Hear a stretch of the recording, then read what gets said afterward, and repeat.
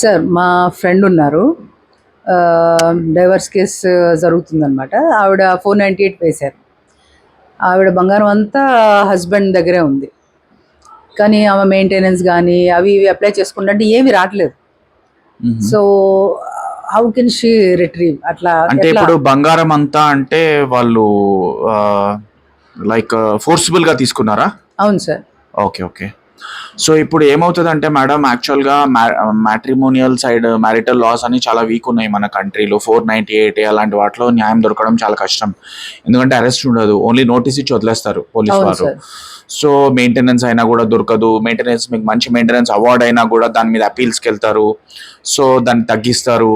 ఆ తర్వాత సరిగ్గా పే చేయరు, కోర్ట్ ఆర్డర్స్ వైలేట్ చేస్తారు. ఇలాంటి చాలా ప్రాబ్లమ్స్ ఉంటాయి. మనం ఫస్ట్ టైం సెక్షన్ బుక్ చేసేటప్పుడే వైఫ్ అండ్ హస్బెండ్ దాంట్లో స్త్రీ ధన్ అంటారు.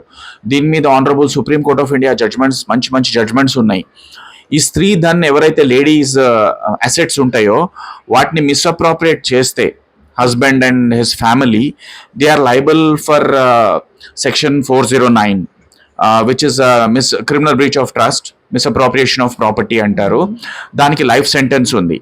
సో ఇలాంటివి బుక్ చేస్తే కొన్ని strong and stringent sections book చేస్తే ఏమవుతుందంటే he can get arrested and he will not get bail easily. అదొక క్వాషింగ్ కూడా అవ్వదు.